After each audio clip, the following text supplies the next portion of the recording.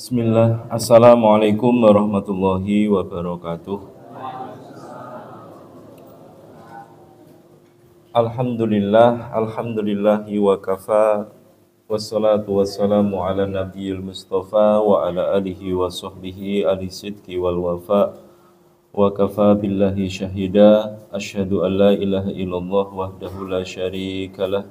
Wa asyhadu anna Muhammadan abduhu wa rasuluhu la nabiyya wa la rasula ba'dah. Qala Allah Ta'ala a'udzu billahi minasyaitonir rajim. Ya ayyuhalladzina amanu taqullaha haqqa tuqatih wa la tamutunna illa wa antum muslimun. Wa qala an-nabiyyu sallallahu alaihi wasallam ittaqillaha haitsu ma kunt wa atbi'i sayyi'atal hasanata tamhuha wa khaliqin nasa bi khuluqin hasanin amma ba'd. Rabbi shrah li sadri wa yassir li amri wa hlul 'uqdatam min lisani yafqahu.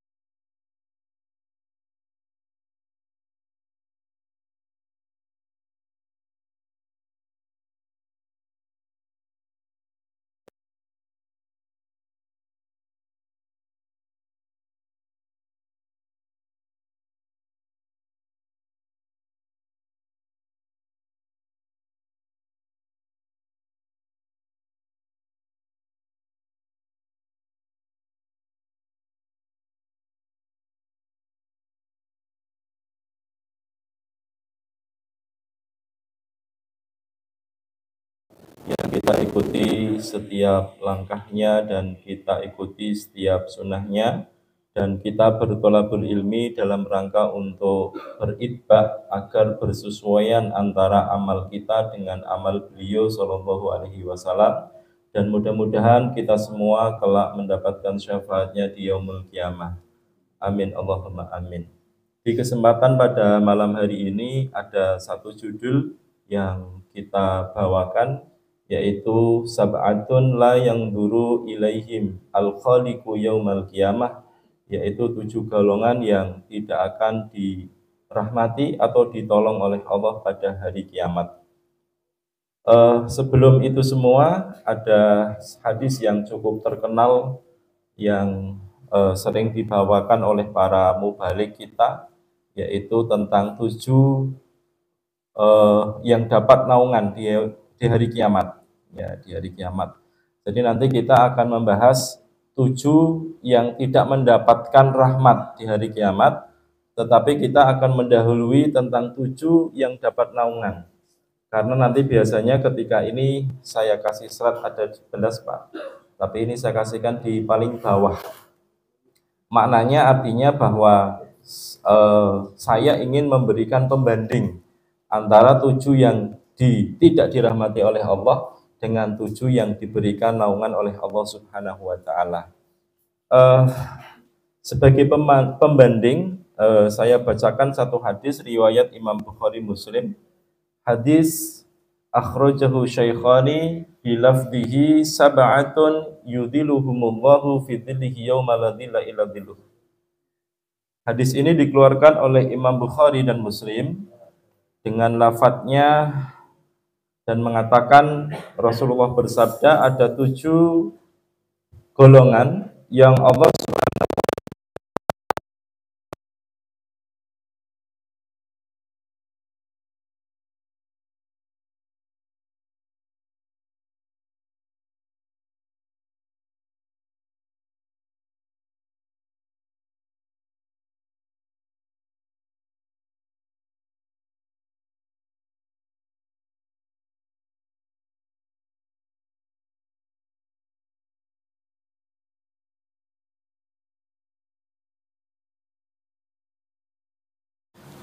masyarakat memiliki hajat dengannya, yaitu pemimpin secara keseluruhan.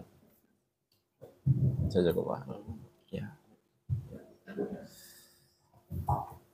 Secara umum juga nanti masuk kepada kategori pemimpin yang disabdakan oleh Nabi Shallallahu Alaihi Wasallam, kulukum ra'in wa kulukum mas'ulun. Setiap kalian adalah pemimpin dan setiap pemimpin akan dimintai pertanggungjawaban. Kalau rumah tangga pemimpinnya siapa? Suami apa istri?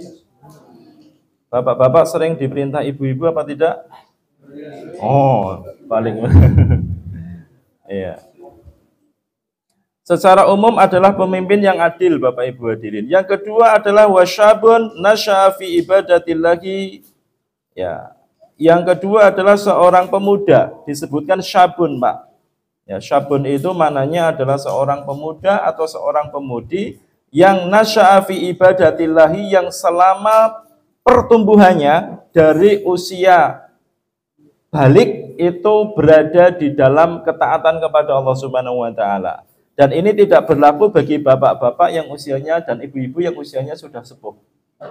Ya, di sini disebutkan adalah syabun, pemuda. Berarti masa dia balik sampai kemudian menuju ke apa? Menuju ke usia-usia yang menuju jadi pemuda, ya. Jadi tua, ya. Dia berada di dalam ketaatan kepada Allah. Ya. Inilah keutamaan pemuda yang hidupnya itu dinaungi dengan rahmat Allah. Ya. Ini yang kedua. Yang ketiga adalah warajulun zakarallaha fi khilai fafadat ainahu. Seorang laki-laki yang kemudian dia mengingat Allah, berzikir, Pak. Sampai tanpa terasa kemudian dia mengingat Allah tadi. Kemudian yang selanjutnya warajul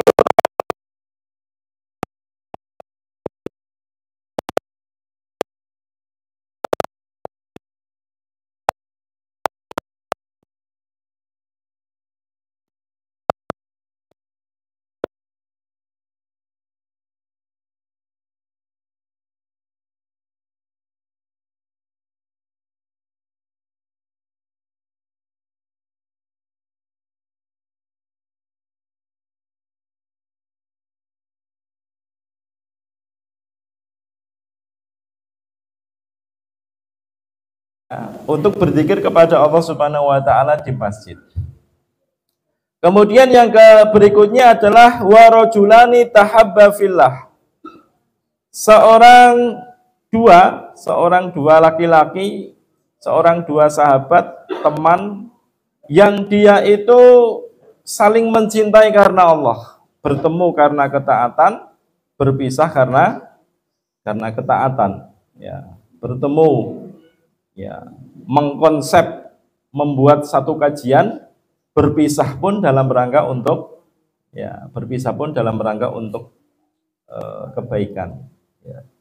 Rajulani tahabba fillah, dua orang yang senantiasa cinta, ya, saling mencintai karena Allah Subhanahu wa taala.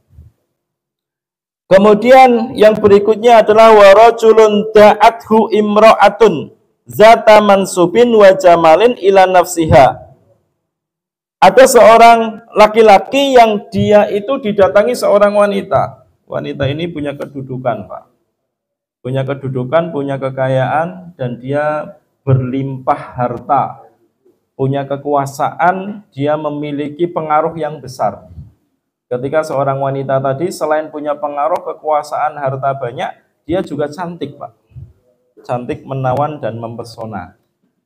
Ada seorang laki-laki yang diajak sama perempuan tadi, dan laki-laki tadi, Pak, dia tidak ada alasan lain.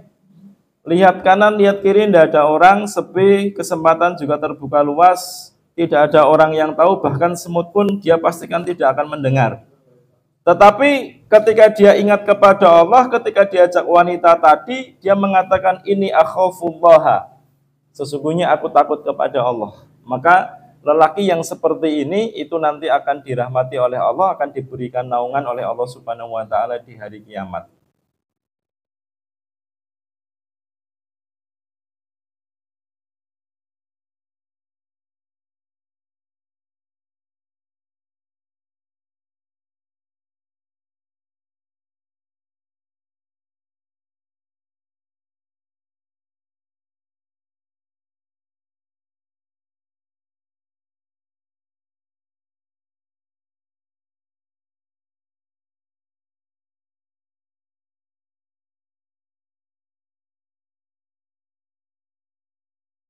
Oleh tangan kanannya. Maknanya apa? Merahasiakan. Ya, sampai tangan kanan dan tangan kirinya itu tidak saling mengetahui. Apa yang dilakukan tangan kanan, tangan kirinya tidak tahu. Ya, jadi merahasiakan. Salah satunya adalah merahasiakan dari ibadah-ibadahnya. Di zaman salaful ummah dulu ada seorang laki-laki yang dia berpuasa, dia beribadah, Pak, tetapi istrinya enggak tahu. Ya, istrinya enggak tahu. Dulu pernah saya ceritakan ya, kurang lebihnya begitu. Dan ini adalah 7 yang dapat naungan di yaumul kiamah. 7 ini sering disampaikan oleh para mubalik. Sekarang kita akan membahas 7 golongan yang tidak akan dirahmati Allah Subhanahu wa taala.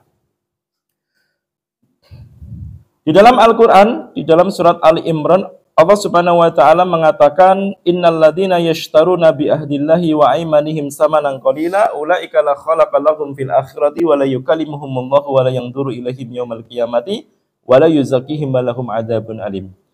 Di dalam Quran surat Ali Imran ayat 77 Allah mengatakan innalladzina yashtaruna bi ahdillahi wa aymanihim samanan qalila. Orang-orang yang memperjualbelikan janji Allah dan bersumpah ya dengan harga murah. Ulaika la khalaqa lahum fil akhirati, maka orang tersebut tidak akan memperoleh bagian di akhirat. Wala yukallimuhumullah, tidak akan diajak berbicara kepada Allah, wala yanzuru ilaihim, dan Allah tidak akan melihat mereka yaumal qiyamati, hari kiamat, wala yuzakkihim, dan Allah tidak akan mensucikannya, walahum adzabun alim, dan baginya adab yang pedih. Inilah dasar yang disampaikan oleh Ibnu Katsir yang dimaksud dengan tidak dirahmati oleh Allah Subhanahu wa taala. Yaqulu ta'ala, Ibnu Katsir mengatakan bahwasanya Allah mengatakan innalladzina ya'tazuna amma ahdahumullahu alaihi, orang-orang yang mereka menepus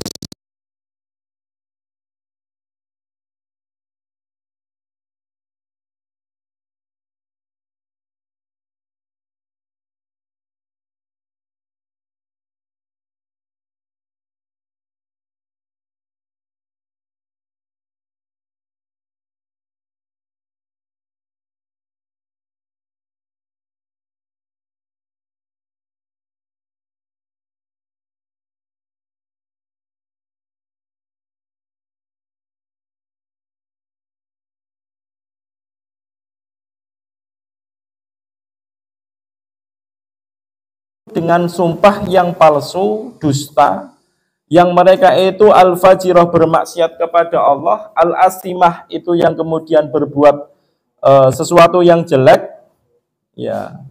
Untuk apa? Wahia urudi hadhihi dunya al-faniyah, untuk mendapatkan sekeping dunia yang fana. Jadi inilah yang kemudian nantinya akan tidak akan dilihat oleh Allah Subhanahu wa taala. Ulaika la khalaqa lahum fil akhirah, dan mereka itulah adalah orang-orang yang tidak akan ya mendapatkan apa-apa di akhirat, la nusibu lahum fiha, tidak akan mendapatkan apa-apa di akhirat. Wala haddu lahum minha wala yukallimuhumullahu wala yanzuru ilaihim yaumal qiyamah, dan Allah tidak akan melihat. Ya, maknanya apa? Ai bi rahmati minhu lahum. Maknanya adalah tidak akan mendapatkan pertolongan Allah. Ya, salah satunya adalah ketika mereka bersumpah di dalam masalah perdagangan, Bapak Ibu hadirin. Jadi hati-hati Bapak Ibu hadirin yang hari ini sedang ikhtiar untuk mendapatkan kehidupan ma'isyahnya dengan berdagang ataupun yang lain ya semacamnya, yang di situ kadang membutuhkan sumpah. Ya, membutuhkan sumpah. Maka bisa jadi kalau itu dusta untuk mendapatkan sekeping dunia, maka bisa jadi la yukallimuhumullahu kalaman latifan bihim. Ya, Allah tidak akan berkata nanti di hari kiamat dengan perkataan yang lembut. Ya, wala yanzuru ilaihim bi aini rahmah, dan Allah tidak akan melihat padanya dengan pandangan yang rahmah, penuh dengan kasih sayang. Tetapi sebaliknya, ini beberapa tafsir yang disampaikan oleh Ibnu Katsir di dalam surat Ali Imran. Apa saja orang yang kemudian tidak mendapatkan rahmat Allah di hari kiamat? Yang pertama, annakihu, orang yang mohon maaf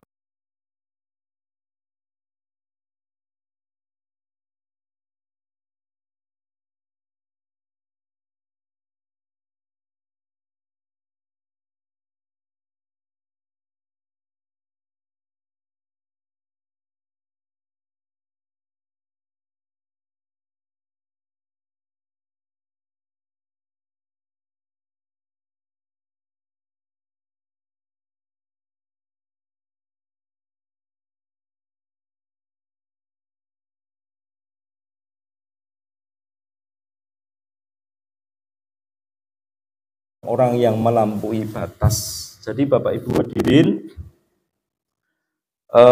para ulama ketika menyebabkan tentang dalam an-nikahu yadahu ya, atau onani atau perempuan masturbasi, kalau di dalam bahasa fikihnya namanya al-istimna ya. Al-istimta, mohon maaf, al-istimta. Ya, namanya al-istimta. Di sini para ulama itu berbeda pendapat, Bapak Ibu hadirin. Ya, berbeda pendapat sesuai dengan kondisi. Imam Syafi'i, Imam Malik di dalam beberapa bukunya itu menyebutkan hukumnya adalah haram. Ya, hukumnya haram. Sebagaimana Imam Malik. Kalau Imam Malik itu mengatakan haram mutlak. Karena ada satu hadis Nabi yang menyebutkan ya ma'syarasy syabab, ya, wahai para pemuda, ini untuk pemuda. Man istata'a minkumul ba'ah. Barang siapa di antara kalian yang mampu untuk menikah. Al-ba'ah, ba'ah itu maknanya ada dua. Ba'ah itu kemampuan, maknanya mampu secara bahasa itu ada dua. Mampu itu berarti satu secara kemampuan fungsi daripada tubuh, yang kedua adalah secara kemampuan finansial, ya, secara kemampuan finansial. Maka kalau ini sudah mampu, maka diperintahkan oleh Rasulullah untuk segera untuk menikah, segera untuk menikah. Ya. Dan beberapa hadis lain menyebutkan menikahlah maka engkau akan kaya. Ya, diperintahkan untuk menikah agar jadi orang kaya. Beberapa hadis begitu untuk memotivasi para syabab, ya, para pemuda. Kecuali memang dia punya alasan kuat. Ya, kecuali memang dia punya alasan kuat.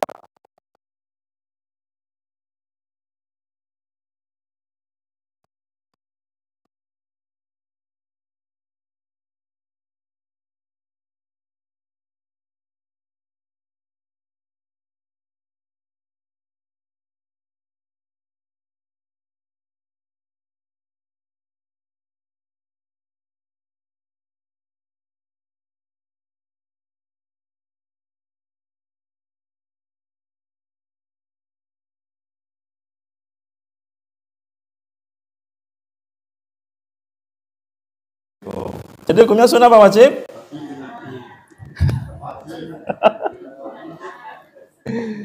Iya. Bapak Ibu hadirin, nikah itu ada kalanya dia diwajibkan. Ya, ada kalanya diwajibkan. Kapan? Saat betul-betul orang itu membutuhkan nikah. Kalau dia tidak menikah, itu ghalabatul dzon, dipastikan dia akan bermaksiat, berzina, berbuat zina. Maka hukumnya bagi seorang yang model begini hukumnya wajib. Ya, secara umum itu adalah sunnah. Secara umum sunnah. Ya, kalau wajib nanti anak-anak yang sudah mulai dewasa, ya kan, SMA, SMP, mereka sudah tahu, Pak. Bahkan anak SD itu, Pak, video call, Pak, video call dengan lawan jenis. Undangnya Abi karo Umi, Pak. Abi udah makan belum? Gitu, Pak. Sudah mi, gitu, Pak. Coba nanti dicek, Pak, ya. Bocil itu anak SD itu, Pak. SD kelas 6. Saya kemarin diperlihatkan screenshot Japrian putranya seseorang. Ustaz, anak saya sudah gini, Ustaz, Abi dan Umi. Oh ya Allah. Udahlah dinikahkan aja. Wajib ini. Iya. Jadi ini penting Bapak Ibu ya. Imam Malik mengharamkan, ya. Imam Syafi'i juga mengharamkan, ada yang agak longgar itu pendapatnya Imam Abu Hanifah. Dan itu dengan syarat Bapak Ibu hadirin. Dengan syarat, apa syaratnya? Satu, dalam kondisi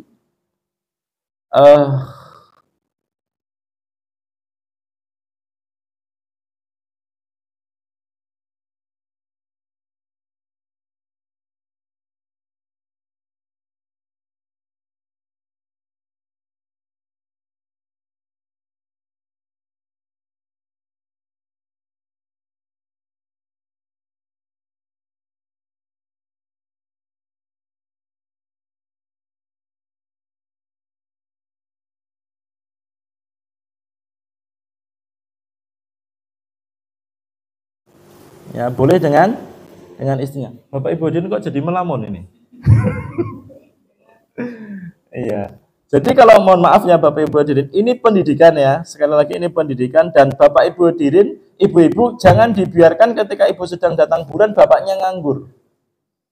Ya, kenapa? Karena kebutuhan bapak itu Bapak Ibu hadirin itu biasanya tidak bisa tertunda. Kalau tertunda itu biasanya bapaknya emosinya tidak terkendali. Ya. Jadi itu para ulama menyebutkan begitu di beberapa tempat. Ya. Allah alam bisawab. Tapi ini betul-betul dalam kondisi yang betul-betul darurat Bapak Ibu hadirin ya.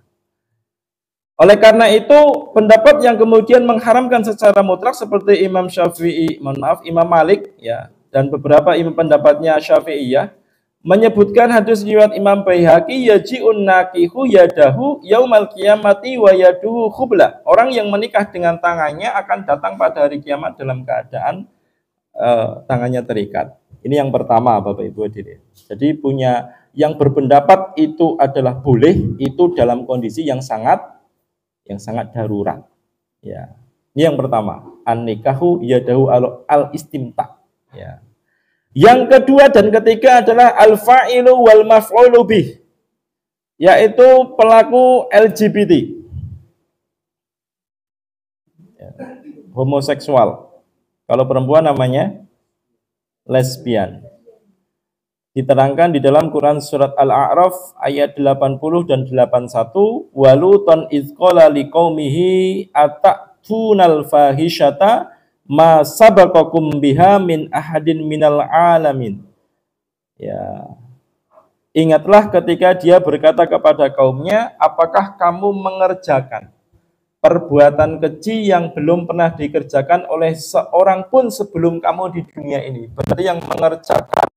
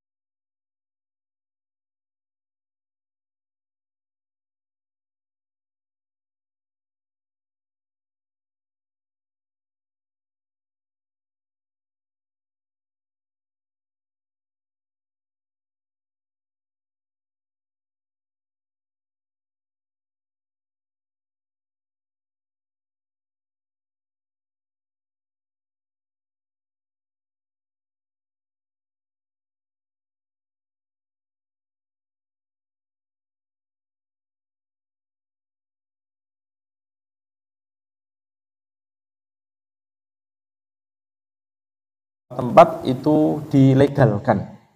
Ya, dilegalkan. Kalau di Indonesia kayaknya sepertinya enggak, Pak ya. Enggak sampai dilegalkan. Tetapi ini adalah merusak. Ya, merusak, sangat-sangat merusak. Ya.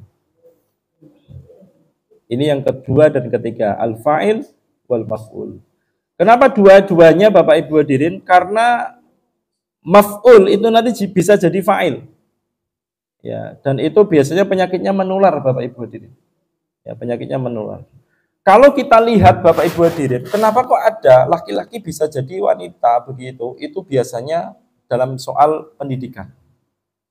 Soal pendidikan. Makanya di dunia pendidikan Bapak Ibu hadirin itu harus ditimbang beberapa hal ya. Pertama, kalau kita masuk di sebuah pondok pesantren, ya, maka dilihat dulu ustadznya banyak laki-laki atau banyak perempuan. Ya, kenapa? Karena nanti anak itu akan ustadzah itu akan mewariskan pendidikan. Ya, akan mewariskan pendidikan. Jadi kalau ibu-ibu juga sama, ibu-ibu itu dekat dengan anaknya itu di usia-usia dari balita sampai usia-usia menjelang balik, Pak. Ya, setelah balik itu diserahkan kepada kepada bapaknya. Sehingga karakternya terbentuk. Ya, kalau bapak itu karakternya kan disiplin, ketegasan gitu ya. Nah, ibu-ibu kan perasaan, sering dengan rasa begitu. Nah, ini jangan sampai dialog-dialog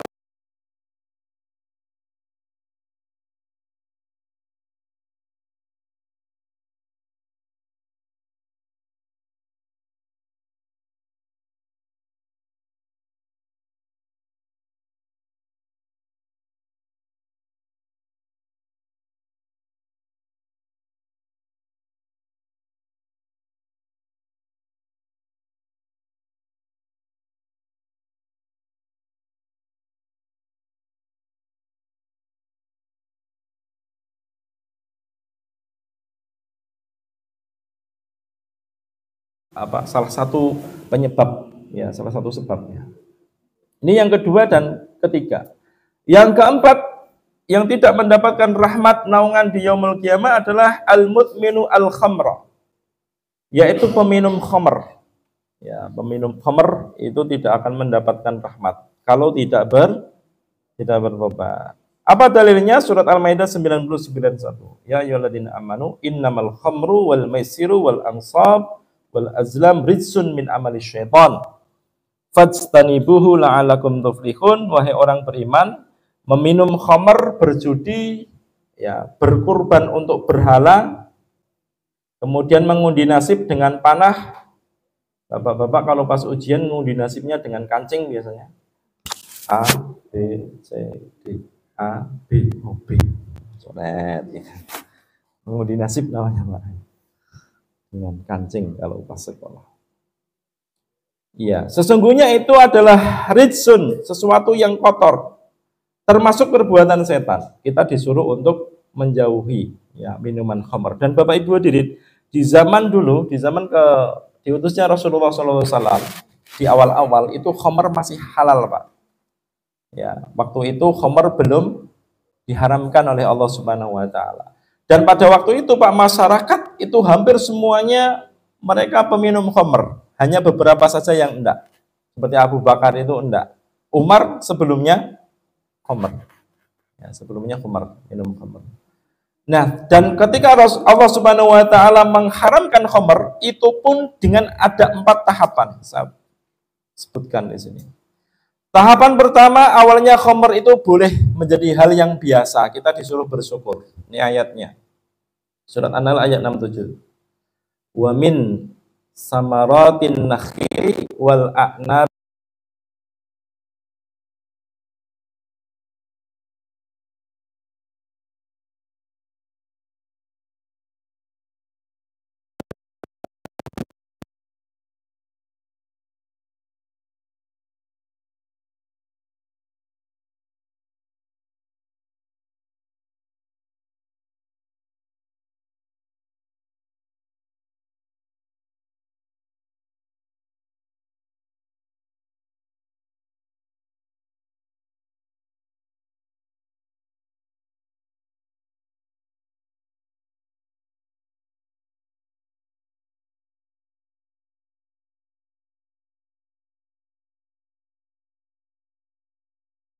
pada masalahnya. Yas'alunaka 'anil khamri wal maisir qul fihima ismun kabirun. Ya. Kamu bertanya, mereka bertanya kepadamu tentang khamr dan judi. Kalau sandingkan sudah khamr dengan judi, ini satu paket.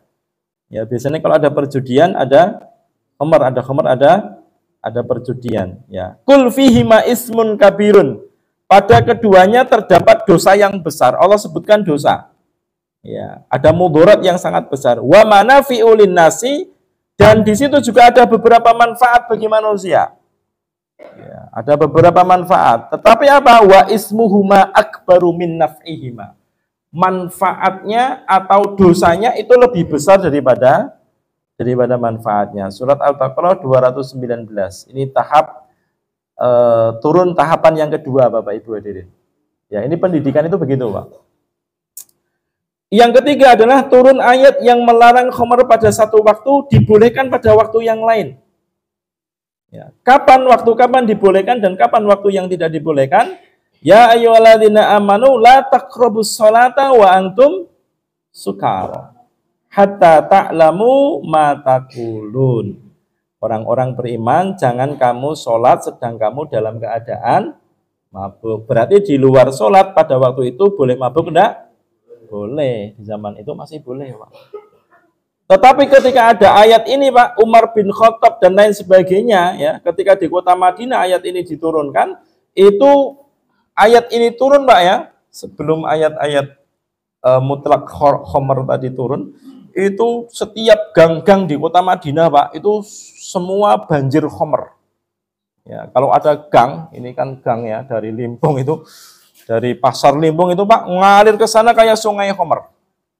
Kenapa? Karena pada waktu itu sangat banyak sekali, Pak, khomer di zaman itu. Kamu nggak boleh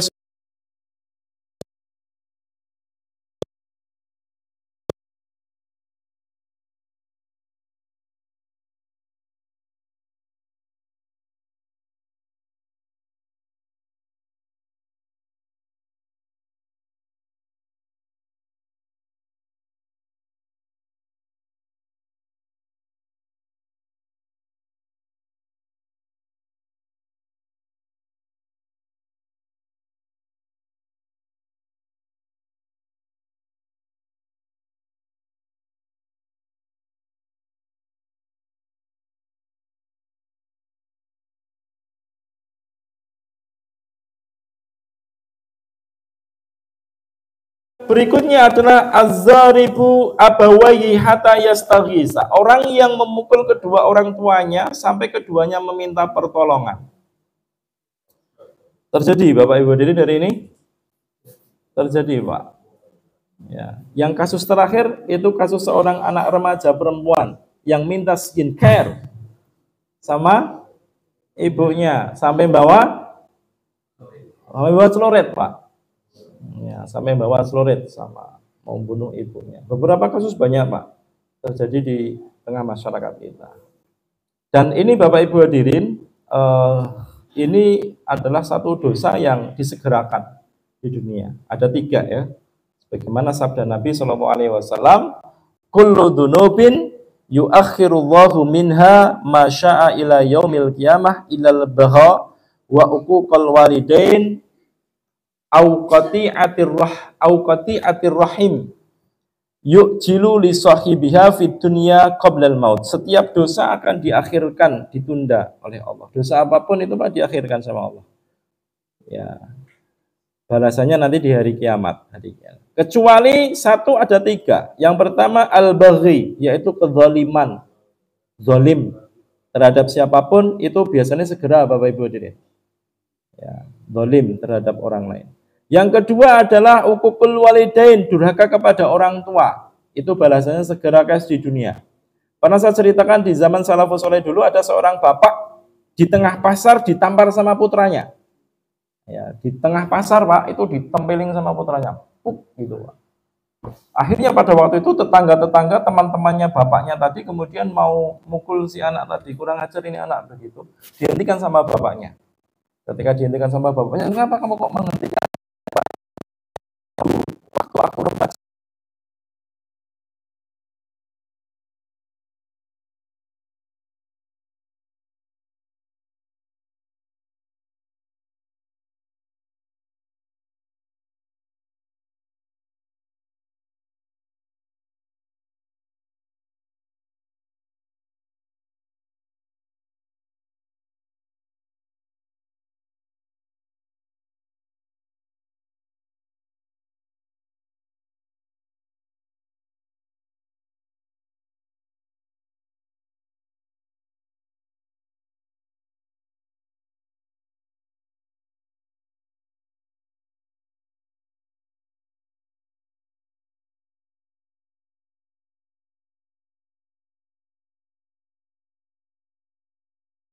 Setiap kali ibu makan itu piringnya pecah.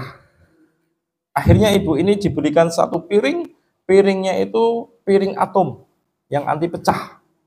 Ya, piring atom kemudian ditempatkan di tempat khusus, kemudian piringnya ini dikasihkan ke ibunya. Nah, kemudian singkat cerita, kamarnya pun disendirikan. ya, di satu tempat kamar yang mungkin sebenarnya tidak layak. Karena ibunya ini sudah sangat sepuh sekali, tidak tahu. Akhirnya setelah itu ibunya meninggal dunia, ya, semua kamar ibunya Pak itu dibersihkan semua. Dia membersihkan sama putranya, dibersihkan di situ, dibersihkan. Akhirnya barang-barang ibu tadi seperti piring, gelas itu dibuang sama bapaknya. Gitu. Dipungut sama anaknya Pak. Dipungut sama anaknya, diambil. Itu kotor, jangan dipungut. Mau buat apa itu piring? Itu piring simbahmu, gitu kan. Piring simbahmu kotor, jangan dipungut. Kata anaknya tadi Pak, sambil megang piring ini nanti akan aku simpan buat bapak dan ibu ketika sudah tua. Nanti ditempatkan di tempat khusus, dikasih piring yang anti pecah. Cash langsung di dunia. Jadi itulah Bapak Ibu hadirin, apa yang kita lakukan terhadap orang tua kita, maka anak-anak kita juga akan memperlakukan kita hal yang sama. Ya, dan itu sabda Nabi SAW. Jadi makanya Nabi mengatakan, berbuat baiklah kepada kedua orang tuamu, niscaya anak-anakmu akan berbuat baik kepadamu. Itu konsepnya begitu Bapak Ibu. Jadi disegerakan. Yang ketiga adalah orang yang memutus silaturahim. Yang memutus silaturahim saudara, mungkin berkaitan dengan warisan dan lain sebagainya. Ya, dan ini akan disegerakan oleh Allah. Hati-hati ya. Satu,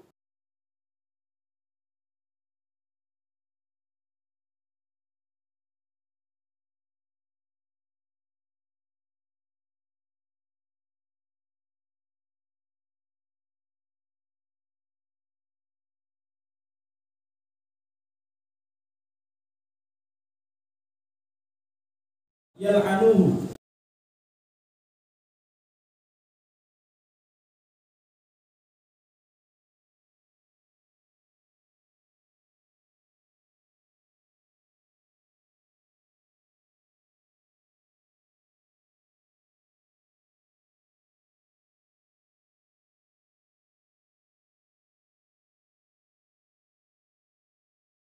Ya, yang punya ayam hati-hati ya. Punya ayam, yang punya ternak dan lain sebagainya. Lebih hati-hati lagi. Ya. Tetangganya sih nggak nyakitin, ayamnya yang datang main ke tetangga. Nah, anehnya Pak, ayam itu dia mesti nyari tempat yang paling bersih. Harusnya kan cari tempat yang kotor biar bisa nyeker-nyeker gini Pak ya. Itu nyarinya tempat bersih Pak. Dan teorinya Bapak Ibu hadirin, jangan langsung dikagetin. Kalau langsung dikagetin, itu Pak, kaget dia Pak, langsung. Gitu dulu Pak, ayo. Iya, caranya begitu Bapak hadirin. Ya, nyakiti tetangga. Anna Rasulullah sallallahu alaihi wasallam qala la yadkhulul jannata man la ya'manu jaru biwaikihi. Dari sahabat Abu Hurairah, Rasulullah bersabda, tidak masuk surga orang yang tetangganya tidak selamat dari kejahatannya. Ya, kadang sih nggak jahat, bicaranya bagus dan sebagainya. Itunya yang tidak bagus ya. Dan ini berkaitan dengan tetangga itu Bapak Ibu hadirin, disebutkan di dalam hadis arba'in ya, nomor 15. Mangkana yu'minu billahi wal yaumil akhir fal yukrim jaroh. Ya, hadisnya cukup tidak begitu panjang, hadisnya Imam Bukhari Muslim. Barang siapa yang kemudian beriman kepada Allah dan hari akhir, maka muliakan tetangga. Allah kaitkan dengan keimanan, Pak. Yang beriman kepada Allah dan hari akhir, maka muliakan tetangga. Yang dimuliakan siapa? Tetangga. Allah kaitkan dengan iman. Ya, kaitkan dengan iman. Maka hati-hati sekali Bapak Ibu hadirin. Ya, kadang tetangga tidak menyakiti dengan lisan, dengan perbuatan, tetapi kadang dengan hewan ternaknya. Ya. Kemudian ada 3 alamat orang bisa bahagia. Min sa'adatil mar'il muslim. Bahagianya seorang mukmin itu, 1 al-maskanu al-wasi'. 1 adalah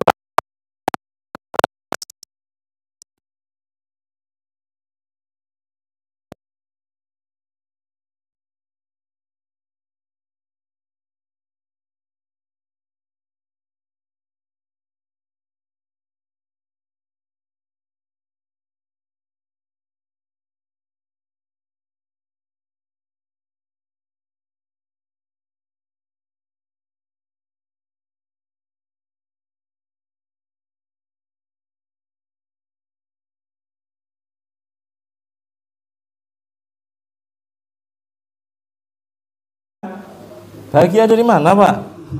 Istirahat aja susah itu kan. Ya, makanya salah satu yang menyebabkan tanah itu, harga tanah itu mahal, Pak, itu adalah tetangga. Bukan sonorek. Tetangga. Ya, tetangganya soleh-soleh, tanah jadi mahal, Pak.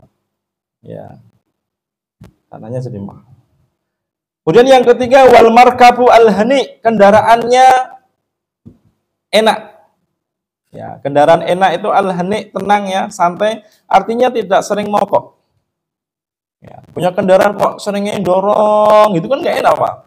Mau pengajian dorong, gitu. Pulang pengajian dorong ke atas, kenapa? Mogok, itu kan susah. Ya. Jadi tiga kebahagiaan seorang muslim itu tiga ini.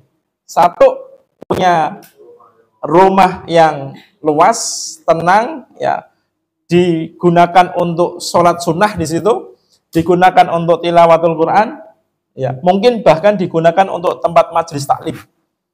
Itu rumah yang di dalamnya ada rahmatnya. Yang kedua adalah tetangga yang sholih. Yang ketiga adalah kendaraan yang tidak mogokan. Ya, nyaman lah pokoknya. Ada yang kendaraannya mogokan? Mudah-mudahan segera Allah ganti. Amin Allahumma. Iya. Yang terakhir, yang ketujuh adalah an-nakihu khalilata jarihi. Orang yang berzina dengan tetangganya. Bapak Ibu hadirin, berzina dengan tetangganya itu dosanya berlipat-lipat. Selain punya potensi untuk lebih banyak konangannya. Ya. Sa'altu Rasulullah SAW dari Abu Hurairah, ya. Dari Ibnu Mas'ud, maaf. Aku bertanya kepada Allah,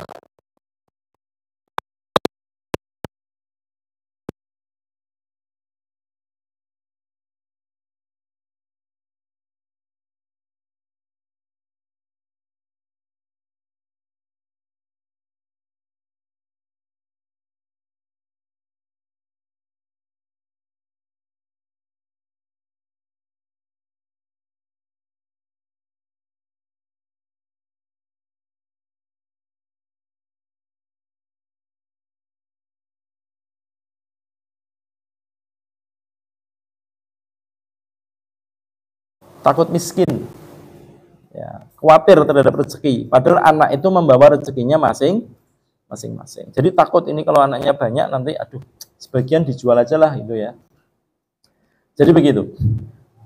Qala qultu, kemudian apalagi summa ayu ya Rasulullah, antuzani khalilata jarika, yaitu kamu berzina dengan istri tetanggamu. Hadis riwayat Imam Bukhari. Kenapa Pak dengan istri tetangga itu dilarang? Ya, karena itu dosanya 10 kali dari dosa zina biasa.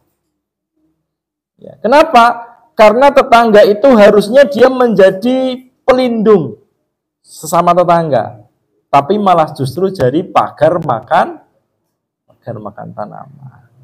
Beberapa hari yang lalu tetangga kita itu malah lebih parah lagi, Pak. Itu yang dizinai malah justru anak kandungnya.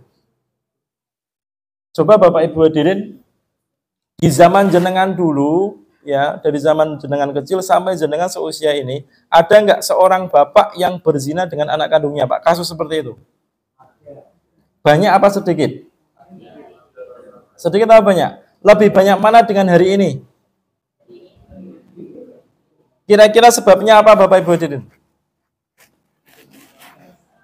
Ayo, sebabnya apa? Apa? Sebabnya apa kira-kira? Ya, itu cerai sebab alamiah lah ya. Tetapi sebenarnya tidak akan terjadi Bapak Ibu hadirin kalau kemudian otak depannya itu baik-baik saja. Namanya PVC, prefrontal cortex, otak depan. Inilah yang menjadi kontrol utama orang ketika mau melakukan sesuatu, Pak, itu minta pertimbangan sama otak.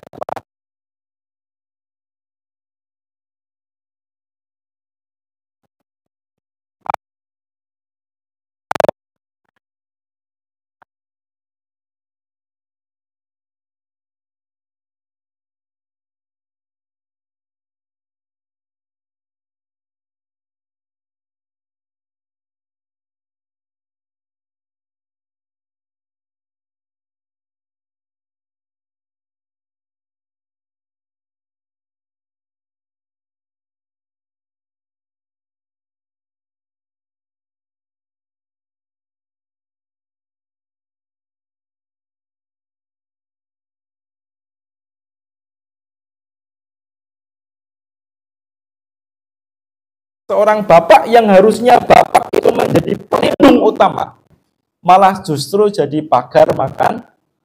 Kira-kira tempat mana Pak yang lebih aman seorang anak perempuan selain di tempatnya bapak? Tidak ada lagi Pak. Bapak itu paling aman harusnya. Ini sekarang bapaknya tidak aman itu loh. Dia mau berlindung kemana Bu? Iya kan? Iya. Itu sebabnya Pak. Ini jadi kita PVC-nya rusak. Ya, PVC. CPU kalau komputer itu Pak, CPU-nya error. Ya. Kalau CPU Pentium 3, Pentium 4 itu masih mending, dia cuma loadingnya agak lama gitu kan. Tetapi masih normal. Tetapi ini sudah rusak Pak, error. Diketik A munculnya Z. Diketik Z munculnya A. Kan repot Pak. Ya. Kaki di kepala, kepala di Insya Allah ya. Ya, itulah sekiranya seorang laki-laki berzina dengan 10 orang wanita itu lebih ringan daripada ia berzina dengan istri tetangganya. Kenapa? Karena tetangga itu sifatnya melindungi. Kok malah jadi pagar makan tanaman. Makanya dosanya lebih besar. Makanya Imam Syafi'i, Pak, az-zina dainun, zina itu utang, Bapak Ibu hadirin. Makanya perhatikan ini bapak-bapak terutama, ibu-ibu juga. Zina itu utang, Pak. Yang menyarutang itu nanti bisa keluarga kita. Kalau enggak anak kita, ya saudara kita.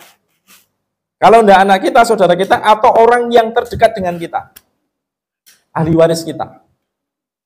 Ya, jadi kalau ada bapak kok sudah menikah punya anak perempuan atau laki-laki dia berzina, bisa jadi nanti yang menebus zinanya tadi anak perempuannya dizinai oleh orang lain. Gitu.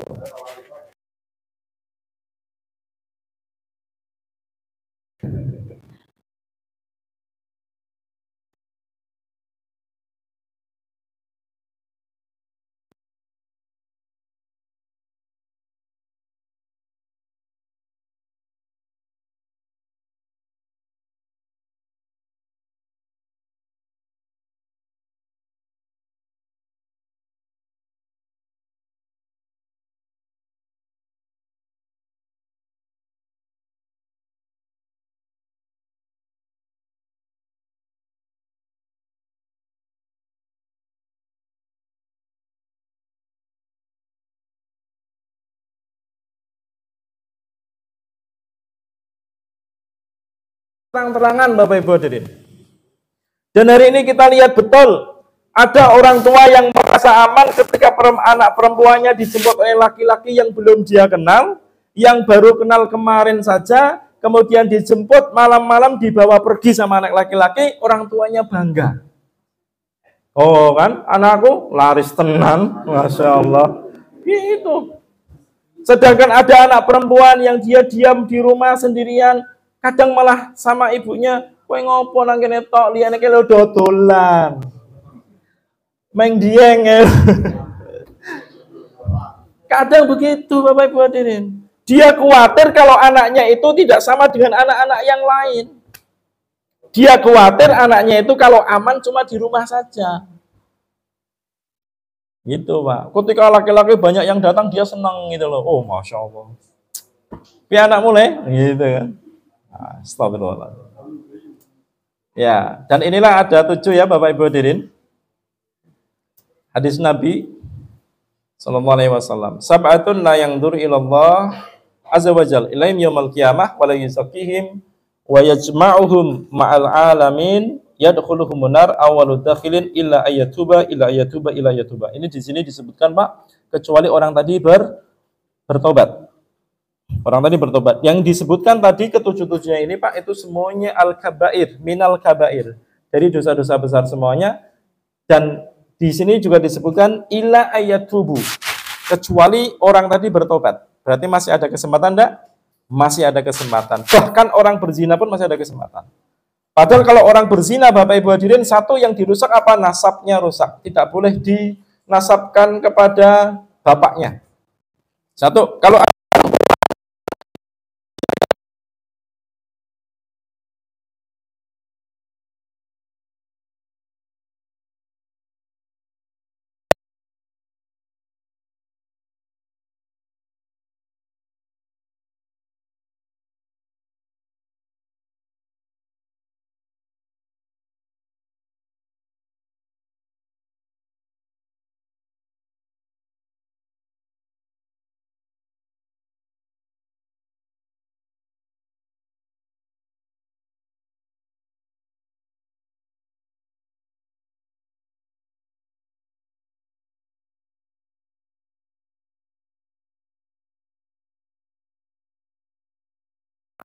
Isinya opo? Ngobrol lagi makan nasi goreng, dia kasih temennya, diisi dahulu, biar nggak dengan orang lain gitu, Pak. Saya mikir, sing diisi opo nih? Loh, ternyata itu, dia merintahkan sama temennya untuk menzinai pacarnya tadi. Itu kan rusak mental mereka itu, Pak. Konsekuensinya mereka mungkin tidak tahu kalau anak yang zina, hasil dari zina tadi satu, tidak boleh menikahkan, kalau anaknya perempuan dua, tidak mendapatkan warisan, tiga, nasabnya tidak boleh dinasabkan kepada bapaknya. Itu, Pak. Tetapi biar bagaimanapun ternyata illa ayyatubu maknanya Allah selalu membuka rahmatnya bagi orang yang mau tobat. Dan bisa jadi, Pak, orang sudah tobat, dia sudah baik, sudah diampuni oleh Allah, tetapi di masyarakatnya masih dicap. Itulah zina, Pak. Kalau minum khamar, selesai, Pak, khamar. Tapi kalau zina ini, Pak, terus melekat. Itu salah satunya. Makanya sangat wala taqrabu zina itu begitu. Deketi saja kita sudah tidak dibolehkan oleh Allah Subhanahu wa taala. Ya, perbuatan zina. Nah, jadi kalau tidak mau zina, segera menikah. Kalau itu bisa jadi solusi. Kalau belum mampu untuk menikah, banyak berpuasa. Ya, banyak berpuasa. Kalau tidak mampu berpuasa, menikah langsung. Ya, langsung menikah. Ya. Saya kira itu dulu Bapak Ibu hadirin ya.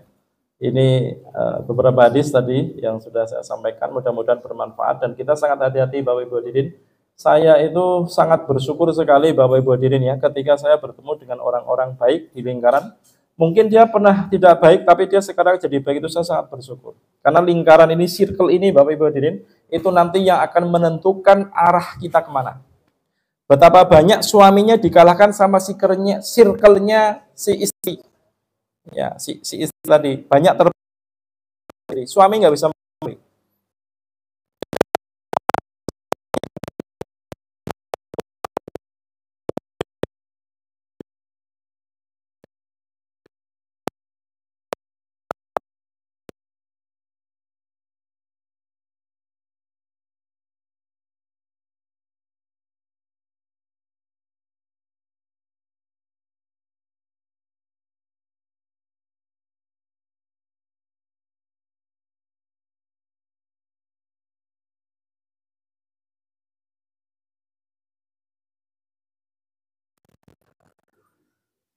Masya Allah, alhamdulillah, telah kita semua bersama-sama